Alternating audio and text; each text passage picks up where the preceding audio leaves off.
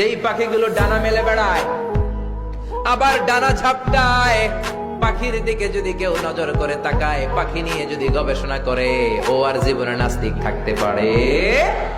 কত ধরনের পাখি যে আল্লাহ বানালেন, আপনি অবাক হয়ে যাবেন। আর কত জায়গায় যে আল্লাহ কোরআনে পাখির কথা বলে, পাখির নিদর্শন দিয়ে আমাদের মস্তিষ্কের জট খুলতে চেয়েছেন, আপনি